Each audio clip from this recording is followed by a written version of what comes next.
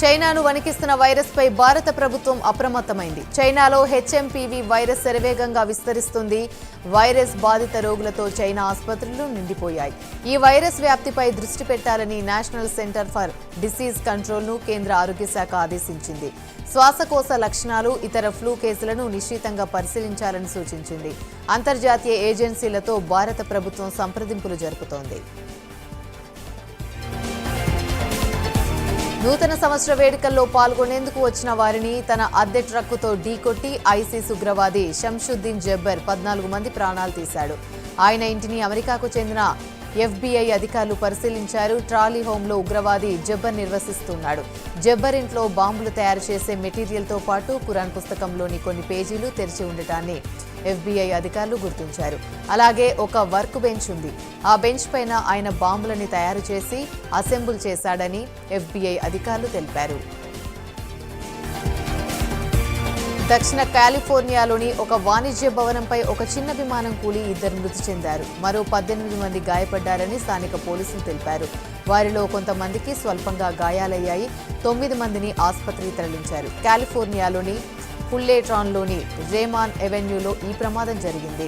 Federal aviation administration ఈ విమానం single engine van RV-10గా గుర్తించారు.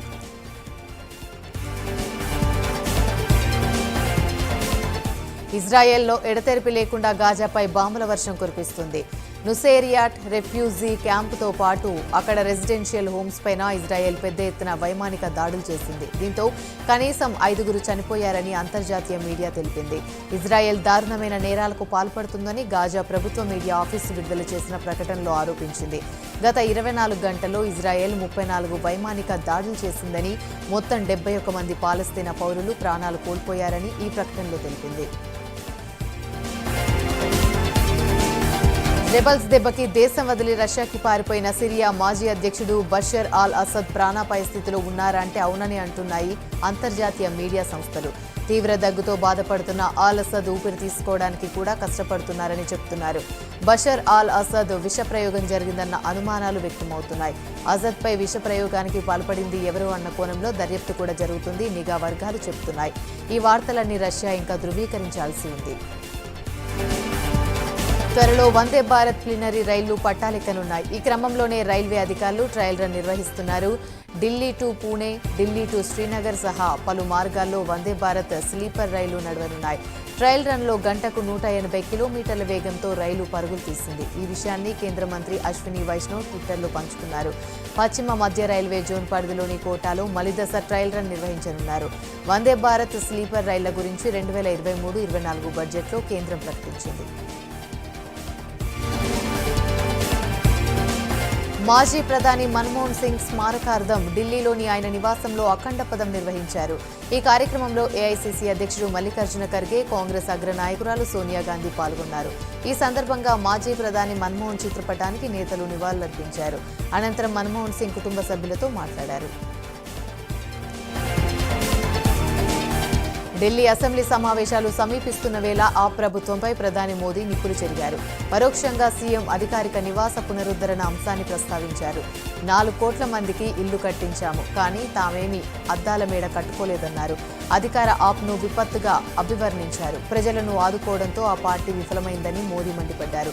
రానున్న ఎన్నికల్లో బీజేపీ జెండా ఎగరవేస్తున్నామన్నారు. ఢిల్లీలో డెవలప్మెంట్ అథారిటీ ఆధ్వర్యంలో నిర్మించిన పలు నివాస సముదాయాలను ప్రధాని ప్రారంభించారు. బార్డర్ గవాస్కర్ ట్రోఫీ సిరీస్లో భాగంగా సిడ్నీ వేదికగా జరుగుతున్న 5వ టెస్టులో భారత జట్టు బ్యాటర్లు మరోసారి తడబడ్డారు. దాంతో టాస్ గెలిచి మొదట బ్యాటింగ్ చేసిన టీమిండియా 72.2 ఓవర్లలో 175 పరుగులకే ఆలౌట్ అయింది. భారత ఇన్నింగ్స్లో 40 పరుగులతో రిషబ్ పంత్ టాప్ స్కోరర్గా నిలిచారు. గిల్ 20 పరుగులు, రవీంద్ర జడేజా 26 పరుగులు, కెప్టెన్ జస్ప్రీత్ బుమ్రా 22 పరుగులతో పర్వాలేదనిపించారు. ఓపెనర్లు కేఎల్ రాహుల్, యశస్వి జైస్వాల్ తక్కువ స్కోర్లకే పెవిలియన్లో చేరారు. విరాట్ కోహ్లీ, నితీష్ కుమార్ రెడ్డి మరోసారి నిరాశపరిచారు.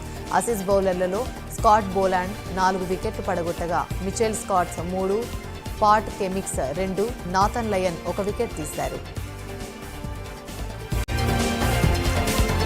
జనసేన పార్టీ ఆవిర్భావ దినోత్సవం సందర్భంగా 3 రోజుల పాటు ప్లీనరీ నిర్వహించాలని పార్టీ అధ్యక్షుడు పవన్ కళ్యాణ్ నిర్ణయించారు. మార్చి 12, 13, 14 తేదీల్లో పిఠాపురం నియోజకవర్గంలో ప్లీనరీ నిర్వహించనున్నారు. ప్లీనరీ నిర్వహణపై విజయవాడలో పార్టీ రాజకీయ వ్యవహారాల కమిటీ చైర్మన్ నాదెండ్ల మనోహర్ ఆధ్వర్యంలో కోర్ కమిటీ సమావేశం జరిగింది. హైదరాబాద్లోని హెచ్ఐసిసి వేదికగా తెలుగు మహాసభలు ప్రారంభమయ్యాయి. ప్రపంచ తెలుగు మహాసభలను సీఎం చంద్రబాబు ప్రారంభించారు. జ్యోతి ఎన్టీఆర్ చేతుల మీదుగా ఈ కార్యక్రమం ప్రారంభమైందని చంద్రబాబు గుర్తు చేశారు.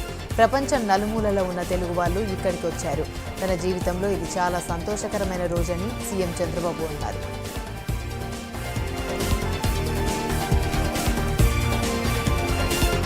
రాష్ట్రాన్ని స్వర్ణాంధ్ర చేయడమే తన కళ అని సీఎం చంద్రబాబు అన్నారు. సంపద సృష్టి జరగాలి, ప్రజలు ఆనందంగా ఉండాలని ఆకాంక్షించారు.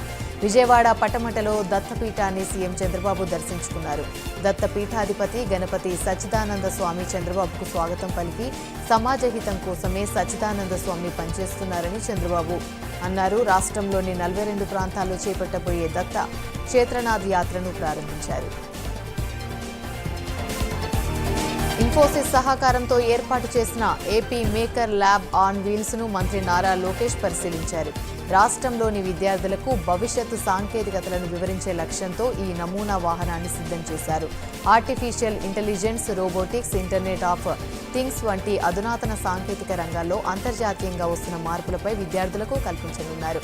పైలట్ ప్రాజెక్టుగా ఈ వాహనం మంగళగిరిలోని స్కూళ్లకు వెళ్లి పిల్లల్లో అవగాహన కల్పిస్తుంది. ఆ తర్వాత రాష్ట్ర వ్యాప్తంగా వివిధ ప్రాంతాల్లోని స్కూళ్లకు ఇటువంటి వాహనాలను పంపిస్తారు.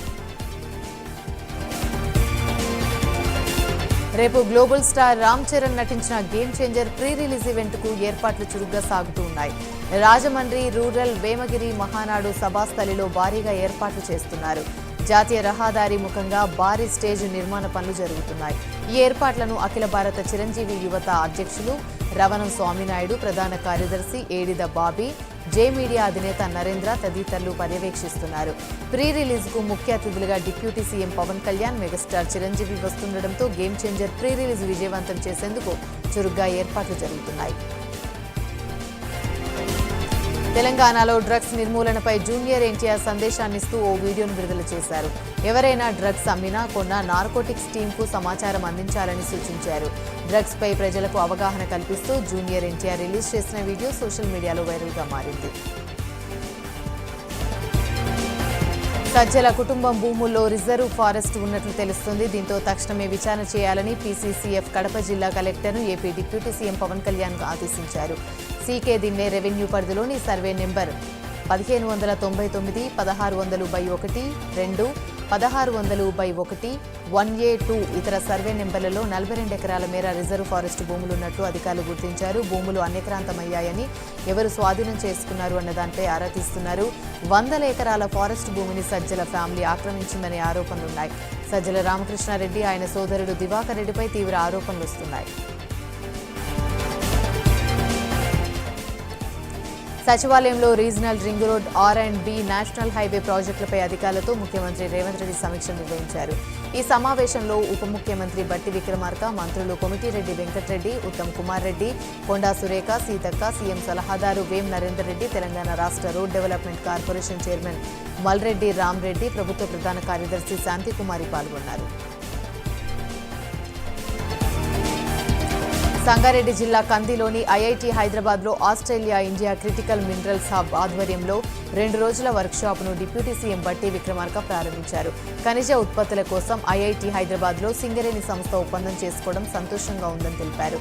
దేశ ప్రగతిలో ఐఐటీలదే కీలక పాత్ర అని, త్వరలో గ్రీన్ హైడ్రోజన్ హబ్గా తెలంగాణను మారుస్తామని బట్టి విక్రమార్క తెలిపారు. రేపు తెలంగాణ కేబినెట్ భేటీ కాబోతుంది. రేవంత్ రెడ్డి అధ్యక్షతన జరిగే సమావేశంలో కీలక నిర్ణయాలు తీసుకోనున్నారు. రైతు భరోసా, కొత్త రేషన్ కార్డులు, కేబినెట్ సబ్ కమిటీ ఇచ్చే నివేదికపై చర్చించనున్నారు. సంక్రాంతి తర్వాత రైతు భరోసా ఇస్తామని ఇప్పటికే సర్కార్ ప్రకటించింది. బీసీ డెడికేటెడ్ కమిషన్, ఎస్సీ వర్గీకరణ కమిషన్ నివేదికపై మంత్రివర్గంలో చర్చ జరగనుంది. కాంగ్రెస్ పార్టీ హామీలకే పరిమితమైందని కేంద్ర మంత్రి కిషన్ రెడ్డి మండిపడ్డారు. హామీలు అమలు చేయకుండా ప్రజల్ని మోసం చేస్తున్నారని విమర్శించారు. గతంలో కేసీఆర్ ప్రభుత్వం దోచుకునేది ఇప్పుడు కాంగ్రెస్ మంత్రులు ఎక్కడికక్కడ దోచుకుంటున్నారని కిషన్ రెడ్డి ఆరోపించారు. రాష్ట్రంలో రైతుల పరిస్థితి దయనీయంగా ఉందని, రైతు భరోసా విషయంలోనూ ప్రభుత్వం రైతుల్ని మోసం చేస్తుందని కిషన్ రెడ్డి అన్నారు. ఇక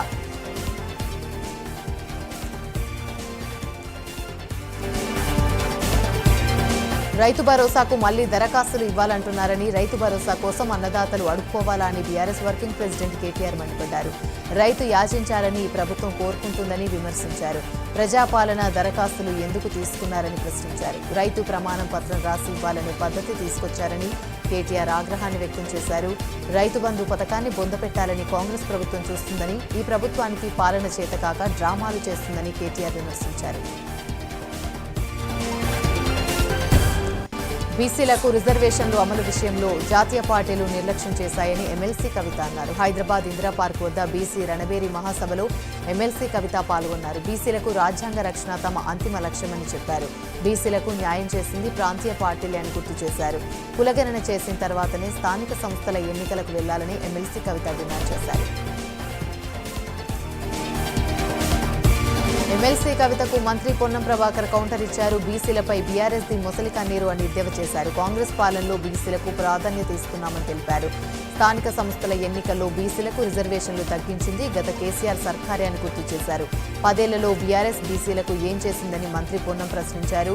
బీసీలకు 42% రిజర్వేషన్లు ఇస్తామని మంత్రి పొన్నం స్పష్టం చేశారు. ఎమ్మెల్సీ కవితపై కాంగ్రెస్ ఎంపీ చామల కిరణ్ కుమార్ రెడ్డి ఫైర్ అయ్యారు. 10 ఏళ్ల పాలనలో ధర్నా చౌక్ లేకుండా చేసి ఇప్పుడు అక్కడే ధర్నా చేయడం ఏంటని ప్రశ్నించారు. బీసీల కోసం కవిత ధర్నా చేయడం విడ్డూరంగా ఉందన్నారు. కాంగ్రెస్ పార్టీ చిత్తశుద్ధితో బీసీ కులగణన చేస్తుందని చామల కిరణ్ కుమార్ రెడ్డి గుర్తు చేశారు.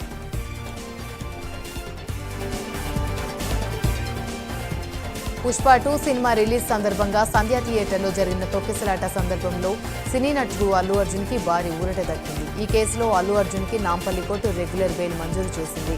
50,000 2 పూచీకత్తులను సమర్పించాల్సిందిగా న్యాయస్థానం ఆదేశించింది. ప్రస్తుతం అల్లు అర్జున్ హైకోర్టు మధ్యంతర బెయిల్పై ఉన్నారు. పోలీసుల విచారణకు సహకరించాలని, ప్రతి ఆదివారం చిక్కడపల్లి పోలీస్ స్టేషన్లో హాజరు కావాలని, స్థానికులను ప్రభావితం చేయొద్దని కోర్టు షరతులతో కూడిన బెయిల్ మంజూరు చేసినట్లుగా అల్లు అర్జున్ తెలిపారు. తరపున న్యాయవాది అశోక్ రెడ్డి తెలిపారు. ఫార్ములా ఈ కార్ రేస్ కేసులో మాజీ మంత్రి కేటీఆర్కు ఏసీబీ నోటీసులు ఇచ్చింది. ఈ నెల 6న విచారణకు హాజరు కావాలని ఏసీబీ నోటీసులు ఇచ్చింది. ఇప్పటికే ఈ కేసులో ఈ నెల 7న విచారణకు రావాలని కేటీఆర్కు ఈడీ నోటీసులు ఇచ్చింది. ప్రాథమిక దర్యాప్తు క్రమంలో ఎంఏయుడి నుంచి సేకరించిన సమాచారం ఆధారంగా ఒప్పందంలో చోటు చేసుకున్న పలు కీలక ఉల్లంఘనలను ఏసీబీ ఇప్పటికే గుర్తించినట్లు తెలుస్తుంది. వీటి కేంద్రంగా నిధులను విచారించే అవకాశం కనిపిస్తుంది.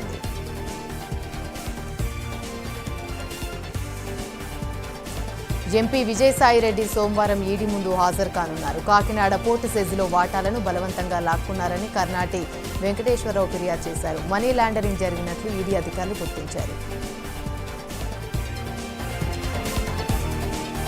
మేడ్చల్ మల్కజ్గిరి జిల్లా కండ్లకోయ సీఎంఆర్ కాలేజ్ ఘటనపై అధికారుల దర్యాప్తు కొనసాగుతుంది. ఇప్పటికే హాస్టల్ వార్డెన్తో సహా 7 యువకులను పోలీసులు అదుపులోకి తీసుకున్నారు. వీరికి సంబంధించిన 9 మొబైల్ ఫోన్లను సీజ్ చేసి ఫింగర్ ప్రింట్స్ను సేకరించారు.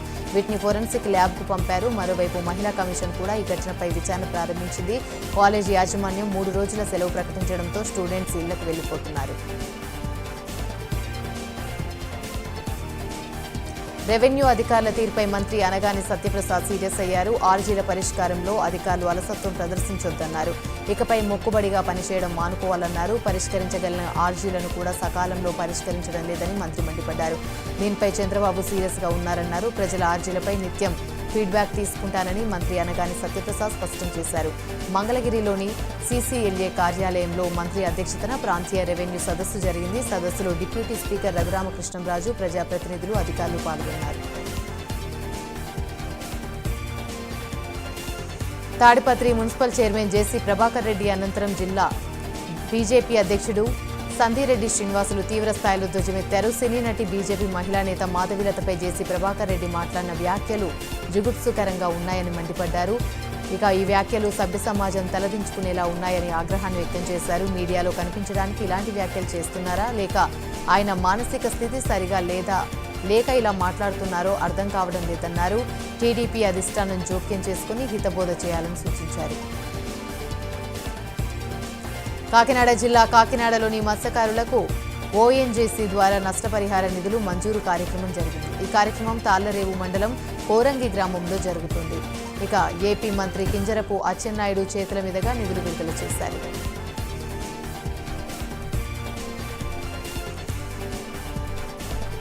హైదరాబాద్లోని ప్రజాభవన్లో 25 సంచార చేపల విక్రయ వాహనాలను మంత్రి సీతక్క జెండా ఊపి ప్రారంభించారు. మహిళా సంఘాలకు లోన్ బీమా పథకాన్ని అమలు చేస్తున్నామని మంత్రి తెలిపారు. సంచార చేపల విక్రయ వాహనాలతో వ్యాపారాలు విజయవంతం కావాలని మంత్రి సీతక్క ఆకాంక్షించారు.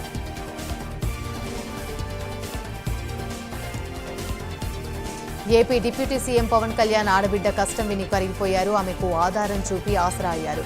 జనవాణి కార్యక్రమంలో విజయవాడకు చెందిన చీకట్ల కరుణ అనే మహిళ తన కష్టాలను పవన్ కళ్యాణ్కు చెప్పుకొని జీవనాధారం చూపాలని వేడుకున్నారు. దీనికి స్పందించిన పవన్ తన సొంత నిధులు ₹1,00,000 విజయవాడలో కరుణ చేత బియ్యం కూరగాయల దుకాణం పెట్టించారు. ఈ దుకాణాన్ని ఎన్టీఆర్ జిల్లా జనసేన పార్టీ అధ్యక్షులు సామినేని ఉదయభాను ప్రారంభించారు. తనకు జీవనోపాధి కల్పించిన పవన్ కళ్యాణ్కు జీవితకాలం రుణపడి ఉంటానని కరుణ తెలిపారు. కర్ణాటకలోని అమలవుతున్న మహిళలకు ఉచిత బస్సు ప్రయాణ పథకంపై అధ్యయనం చేసేందుకు ఏపీ రవాణా శాఖ మంత్రి రాంప్రసాద్ నేతృత్వంలో మంత్రివర్గ ఉపసంఘం బెంగళూరులో పర్యటించింది. కర్ణాటక రవాణా శాఖ మంత్రి రామలింగారెడ్డి కర్ణాటక ఆర్టీసీ అధికారులతో ఏపీ మంత్రులు వంగలపూడి అనిత, గుమ్మడి సంధ్యారాణి భేటీ అయ్యారు. ఉచిత బస్సు ప్రయాణం పథకం అమలు తీరుపైన వివరాలు అడిగి తెలుసుకున్నారు. బుడమేరు వరద నియంత్రణపై మంత్రులు నిమ్మల రామానాయుడు, నారాయణ సమీక్షా సమావేశం నిర్వహించారు. భవిష్యత్తులో విజయవాడకు వరద సమస్య లేకుండా తీసుకోవాల్సిన చర్యలపై వారు చర్చించారు. బుడమేరు, కృష్ణానదికి ఒకేసారి వరద వస్తే ఏం చేయాలి అన్న దానిపై అధికారులు చర్చించారు. బుడమేరు వరదల వల్ల విజయవాడలో 34 వార్డుల్లో 5 లక్షల మంది 4 రోజులు నీళ్లలోనే ఉన్నారని మంత్రి నారాయణ తెలిపారు. బుడమేరు వరదలకు గత వైసీపీ ప్రభుత్వం కారణమని మంత్రి విమర్శించారు. ప్రధాని నరేంద్ర మోదీ ఈ నెల 8వ తేదీన అనకాపల్లి జిల్లాలో పర్యటిస్తారని ఎంపీ సీఎం రమేష్ తెలిపారు. అచ్యుతాపురం, నక్కపల్లిలోని కంపెనీలకు ప్రధాని మోదీ శంకుస్థాపన చేస్తారని చెప్పారు. తుని, నరసీపట్నం, మాడుగుల మీదుగా కొత్త హైవేను ఏర్పాటు చేయాలని భావిస్తున్నట్లు ఎంపీ రమేష్ తెలిపారు.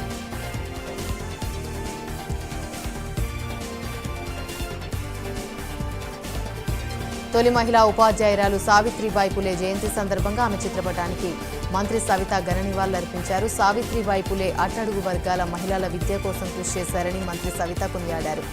బాల్య వివాహాలు, సతీ సహగమనానికి వ్యతిరేకంగా పోరాటం చేశారని తెలిపారు. జనవరి 1న సీఎం రేవంత్ రెడ్డి కామెంట్స్పై మంత్రి శ్రీధర్ బాబు స్పందించారు. ఎమ్మెల్యేలతో రేవంత్ రెడ్డి అనని మాటలు అన్నట్లుగా ప్రచారం జరిగిందని చెప్పారు. ఎమ్మెల్యేలతో భేటీ సందర్భంగా తాను కూడా సీఎం దగ్గర ఉన్నానని, జనవరి 1న ఇలాంటి రాజకీయ వ్యాఖ్యలు సీఎం రేవంత్ రెడ్డి చేయలేదని స్పష్టం చేశారు. మీడియాలో తప్పుడు ప్రచారం జరిగిందని శ్రీధర్ బాబు అన్నారు. వరంగల్ జిల్లాలో మాజీ సీఎం కేసీఆర్ పైన ఎమ్మెల్యే కడియం శ్రీహరి చేసిన ఆరోపణలను బీఆర్ఎస్ నేత తాటికొండ రాజయ్య తీవ్రంగా ఖండించారు. కేసీఆర్ పై ఇష్టం వచ్చినట్లుగా మాట్లాడితే ఊరుకునేదే లేదని హెచ్చరించారు. ఇక నమ్మక ద్రోహానికి ప్రతిరూపం కడియం శ్రీహరి అని కొనియాడారు. ఇక ఘాటు వ్యాఖ్యలు చేశారు. కేసీఆర్ గురించి మాట్లాడే అర్హత కడియం శ్రీహరికి లేదని తాటికొండ రాజయ్య అన్నారు. పార్వతీపురం మన్యం జిల్లా కేంద్రంలో ఎమ్మెల్యే బోనెల విజయ్ చంద్ర ప్రైమ్ 9 న్యూస్ నూతన క్యాలెండర్ను ఆవిష్కరించారు. ప్రైమ్ 9 న్యూస్ ప్రేక్షకులకు, యాజమాన్యానికి, నియోజకవర్గ ప్రజలకు ఎమ్మెల్యే నూతన సంవత్సరం సంక్రాంతి శుభాకాంక్షలు తెలిపారు. ఈ నూతన సంవత్సరంలోని ప్రజలందరికీ మంచి జరగాలని కోరుకుంటున్నట్లుగా ఎమ్మెల్యే విజయ్ చంద్ర తెలిపారు. ఢిల్లీ వేదికగా ఖోఖో ఛాంపియన్షిప్ వరల్డ్ కప్ జరగనుంది. ఇక జనవరి 13 నుండి 19 వరకు మ్యాచ్లు నిర్వహించనున్నారు. ఖోఖో ఛాంపియన్షిప్ వరల్డ్ కప్లో 24 దేశాలు పాల్గొనున్నాయి. మెన్స్, ఉమెన్స్ విభాగాల్లో మ్యాచ్లు జరుగుతాయి. ఇక తేజస్ తారా మస్కట్లో లోగోతో పాటు మెన్స్ కప్ ట్రోఫీని నిర్వాహకులు ఆవిష్కరించారు. ఖోఖో క్రీడాకారులకు జీఎంఆర్ సంస్థ సౌకర్యాలను కల్పించనుంది. ఎమ్మెల్సీ కవితపై మహిళా finance corporation chairman Bandru Shobharani తీవ్ర విమర్శలు చేశారు. బీసీల గురించి కవిత మాట్లాడడం హాస్యాస్పదమన్నారు. ఇక లిక్కర్ స్కామ్లో దొరికిపోయిన తెలంగాణ ప్రతిష్టకు భంగం కలిగించారని విమర్శించారు. బీఆర్ఎస్కు చిత్తశుద్ధే ఉంటే బీసీని ముఖ్యమంత్రిని చేస్తానని ధర్నా చేయండి అన్నారు. దళిత ముఖ్యమంత్రి అని చెప్పి గతంలో మోసం చేశారని ఆమె విమర్శించారు. కాంగ్రెస్ పార్టీ బీసీలకు పెద్దపీట వేసిందని శోభారాణి అన్నారు. ఇప్పటికైనా ఈ డ్రామాలు బంద్ చేయాలని శోభారాణి విమర్శించారు. నల్గొండ జిల్లా నకిరేకల్లోని ప్రైమ్9 న్యూస్ క్యాలెండర్ను నకిరేకల్ ఎమ్మెల్యే వేముల వీరేశం ఆవిష్కరించారు. ప్రైమ్9 యాజమాన్యానికి సిబ్బందికి ఎమ్మెల్యే నూతన సంవత్సర శుభాకాంక్షలు తెలియజేశారు. ప్రజల తరపున పోరాడే ప్రైమ్9 ఛానల్ భవిష్యత్తులో ఇంకా ముందుకు సాగాలని కోరుకుంటున్నట్లు ఎమ్మెల్యే తెలిపారు. 2024 వాస్తవాలను ప్రజలకు చేరవేయడంలో ప్రైమ్9 కృషి చేసిందని, 2025లో కూడా ప్రభుత్వానికి ప్రజలకు వారధిగా ఉండాలని ఆయన కోరారు.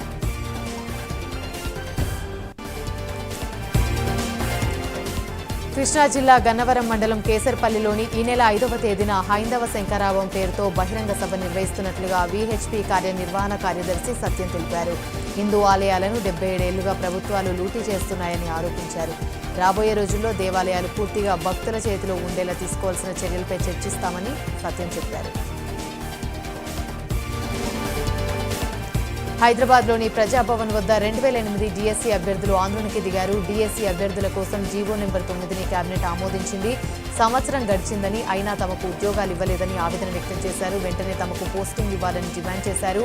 లేని పక్షంలో ఆందోళనను ఉధృతం చేస్తామని 2008 డీఎస్సీ అభ్యర్థులు హెచ్చరించారు.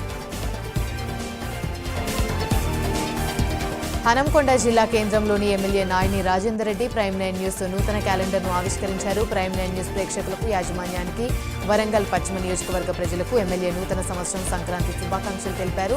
ఈ నూతన సంవత్సరంలోని ప్రజలందరికీ మంచి జరగాలని కోరుకుంటున్నట్టుగా ఎమ్మెల్యే రాజేందర్ రెడ్డి చెప్పారు. ఇప్పుడు వారం రోజుల్లో పాస్పోర్ట్ అపాయింట్మెంట్ లభిస్తుందని IFS regional passport officer Snehaja అన్నారు. సికింద్రాబాద్ పాస్పోర్ట్ కార్యాలయంలో వార్షిక మీడియా సమావేశం నిర్వహించారు. తాత్కాల్ పాస్పోర్ట్ను 1-2 రోజుల్లో అందిస్తున్నామని ఆమె తెలిపారు. ప్రతి గురువారం ప్రత్యేక సెల్ని ఏర్పాటు చేసి సమస్యలను పరిష్కరిస్తున్నామని స్నేహజ తెలిపారు. విదేశాలకు వెళ్లే వారికి వెంటనే పాస్పోర్ట్ అందిస్తున్నామన్నారు. 2024లో 9 లక్షల పాస్పోర్ట్ అప్లికేషన్లు వచ్చాయని, ఇందులో 8 లక్షల వరకు క్లియర్ చేశామని స్నేహజ తెలిపారు. భద్రాద్రి కొత్తగూడెం జిల్లా ఇల్లందు ఎమ్మెల్యే క్యాంప్ కార్యాలయంలో ప్రైమ్9 న్యూస్ నూతన క్యాలెండర్ను ఎమ్మెల్యే కోరం కనకయ్య ఆవిష్కరించారు. ప్రైమ్9 న్యూస్ యాజమాన్యానికి, సిబ్బందికి నూతన సంవత్సర శుభాకాంక్షలు తెలియజేశారు. మంచిర్యాల జిల్లా బెల్లంపల్లిలో భారీ అగ్ని ప్రమాదం చోటు చేసుకుంది. కాల్టెక్స్లోని అక్షర ఎంటర్ప్రైజెస్లోని గన్ని సంచుల గోదాంలో విద్యుత్ షార్ట్ సర్క్యూట్తో ప్రమాదం సంభవించింది. తెల్లవారుజామున ఒక్కసారిగా మంటలు చెలరేగడంతో యజమాని శ్రీధర్ ఫైర్ సిబ్బందికి సమాచారం అందించారు. అప్పటికే దాదాపు సంచులన్నీ కూడా కాలి బూడిదయ్యాయి. ప్రమాదం జరిగినప్పుడు గోదాంలో ఎవరూ లేకపోవడంతో ప్రాణ నష్టం జరగలేదు. ఇక మిర్చి పంట కోసం అన్ని బ్యాగులు తయారు చేసుకుంటున్నట్టుగా సమయంలో ఈ అగ్ని ప్రమాదం చోటు చేసుకుందని కన్నీరు మున్నీరయ్యారు. తనను ప్రభుత్వమే ఆదుకోవాలని కోరారు. తిరుమల శ్రీవారిని ఏపీ హైకోర్టు న్యాయమూర్తి జస్టిస్ కిరణ్మయి దర్శించుకున్నారు. వీఐపీ విరామ సమయంలో కుటుంబ సభ్యులతో కలిసి ఆయన స్వామివారిని దర్శించుకుని మొక్కు చెల్లించుకున్నారు. దర్శనం అనంతరం రంగనాయకుల మండపంలో వేద పండితులు వేదాశీర్వచనం అందించారు. ఆలయ అధికారులు శ్రీవారి తీర్థప్రసాదాలు అందజేసి పట్టువస్త్రంతో సత్కరించారు. ఛత్తీస్గఢ్ ఒడిశా సరిహద్దు అటవీ ప్రాంతంలో భారీ ఎన్కౌంటర్ జరిగింది. భద్రతా బలగాలకు మావోలకు మధ్య ఎదురుకాల్పులు చోటు చేసుకున్నాయి. ఎన్కౌంటర్లోని 3 మావోలు మృతి చెందారు. మృతుల సంఖ్య పెరిగే అవకాశం ఉంది. మావోలు మృతదేహాలతో పాటు ఆటోమేటిక్ ఆయుధాలు పోలీసులను స్వాధీనం చేసుకున్నారు. హకీంపేట్లోని నీసాలోని పాసింగ్ అవుట్ పరేడ్ కార్యక్రమాన్ని నిర్వహించారు. 1300 మంది ట్రైనీలు 27 వారాలు అగ్నిమాపక శిక్షణ, 15 వారాలు భద్రతా శిక్షణను పొందారు. ముఖ్య అతిథిగా CISF director general Rajvinder Singh Bhatti హాజరై పాసింగ్ అవుట్ పరేడ్ ని పరిశీలించారు. అనంతరం వారికి ట్రోఫీలు అందజేశారు. పార్వతీపురం జిల్లా కేంద్రంలోని విద్యాశాఖ ఆధ్వర్యంలో సదరన్ ఇండియన్ సైన్స్ ఎగ్జిబిషన్ ను నిర్వహించారు. దీనికి ముఖ్య అతిథిగా ఎమ్మెల్యే బోనెల విజయచంద్ర హాజరయ్యారు. విద్యార్థులు తలుచుకుంటే ఎన్నో అద్భుతాలు సృష్టించగలరని అన్నారు. అంతర్జాతీయ శాస్త్రవేత్తలు, జిల్లా విద్యార్థులు ఎదగాలని ఎమ్మెల్యే విజయచంద్ర ఆకాంక్షించారు. ములుగు జిల్లా వెంకటాపురం మండలం యాకన్నగూడెం రాళ్ల వాగుపైన కుంగిన వంతెనను ఆర్ఎన్బిఎస్ఈ వెంకట్ పరిశీలించారు. బ్రిడ్జ్ సగభాగం వరకు డ్యామేజ్ అయిందని గుర్తించారు. డ్యామేజ్ అయిన వరకు బ్రిడ్జిను తొలగించి మరమ్మతులు 3 నెలల్లో పూర్తి చేస్తామని తెలిపారు. ప్రస్తుతానికి రాకపోకలు జరిగేందుకు రోడ్డు డైవర్షన్ను ఏర్పాటు చేస్తామన్నారు. అన్నమయ్య జిల్లా రామసముద్రం మండలం గుండ్లపల్లి గ్రామ సమీపంలోని పొలాల్లో చిరుతపులి సంచారం కలకలం రేపింది. చిరుతపులి సంచారంపై గ్రామస్తులు అటవీశాఖ అధికారులకు సమాచారం అందించారు. దీనితో అటవీశాఖ అధికారులు గ్రామానికి చేరుకున్నారు. పొలాల్లోకి వెళ్లే రైతులు అప్రమత్తంగా ఉండాలని సూచించారు.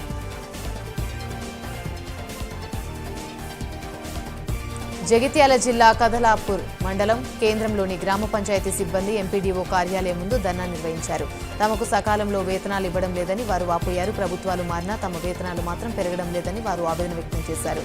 వెంటనే వేతనాలు పెంచి తమను ఆదుకోవాలని ఎంపీడీఓకు వినతి పత్రం అందించారు. పెద్దపల్లి జిల్లా గోదావరికని కూరగాయల మార్కెట్లోని రైతులు కూరగాయలను రోడ్డు మీద పడేసి నిరసన వ్యక్తం చేశారు. గోదావరికని కూరగాయల మార్కెట్కు వివిధ గ్రామాల నుండి రైతులు కూరగాయలను తీసుకుని వచ్చి విక్రయిస్తారు. అయితే కొంతమంది హమాలీలు కూరగాయలు దొంగలించి తమకు ఇబ్బందులకు గురిచేస్తున్నారని రైతులు ఆగ్రహాన్ని వ్యక్తం చేశారు. అయితే వాటిపై కఠిన చర్యలు తీసుకోవాలని వారు డిమాండ్ చేశారు.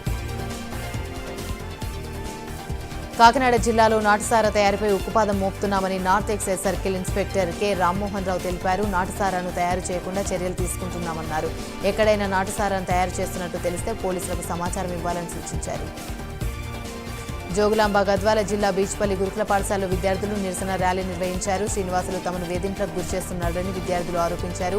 మెనూ ప్రకారం తమకు భోజనం అందించడం లేదని వాపోయారు. తమకు ప్రిన్సిపల్ వద్దని అధికారులను విన్నవించుకున్నా అక్కడే కొనసాగుతూ ఉండడంతో వారు నిరసన చేపట్టారు. మంచిర్యాల జిల్లా గుడిపేటలోని 13వ బెటాలియన్లోని పాసింగ్ అవుట్ పరేడ్ కార్యక్రమాన్ని నిర్వహించారు. 9 నెలలుగా 550 మంది శిక్షణ పొందారు.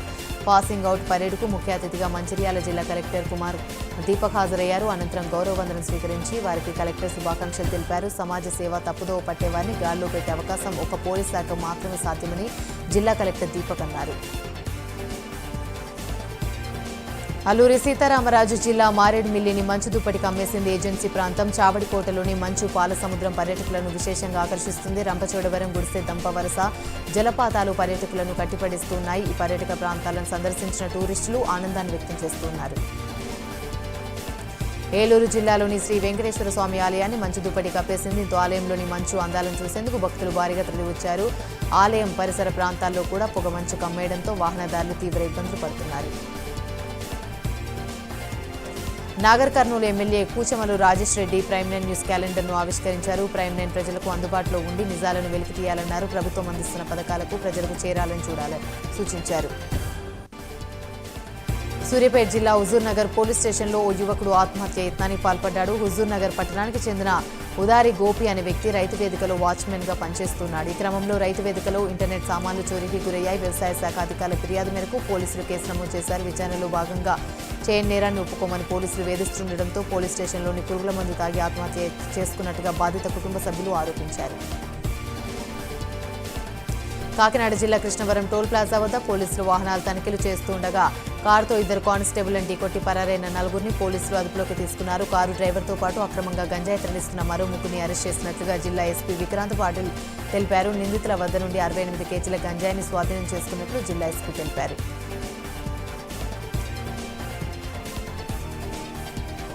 విధి నిర్వహణలో గాయపడిన కాకినాడ మెడికవర్ ఆసుపత్రి చికిత్స పొందుతున్న కిర్లంపూడి కానిస్టేబుల్ లోవరాజును కాకినాడ జిల్లా ఎస్పీ విక్రాంత్ పాటిల్ పరామర్శించారు. టోల్ ప్లాజా వద్ద పోలీసుల వాహనాలు తనిఖీలు నిర్వహిస్తుండగా కారుతో కానిస్టేబుల్ లోవరాజును ఢీకొట్టి గంజాయి స్మగ్లర్లు పరారయ్యారు. ఈ క్రమంలో గంజాయి తరలిస్తున్న మరో 3గురిని కూడా అరెస్ట్ చేసినట్లుగా జిల్లా ఎస్పీ తెలిపారు.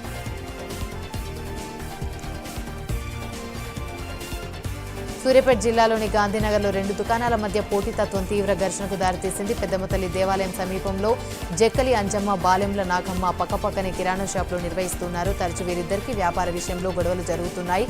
ఆ గొడవలు ముదరడంతో ఇరు కుటుంబాలు తరచు ఘర్షణకు దిగుతున్నాయి. ప్రస్తుతం ఆ దృశ్యాలు సోషల్ మీడియాలో వైరల్ అయ్యాయి. దీంతో పోలీసులు ఇరు వర్గాలపై కేసు నమోదు చేశారు.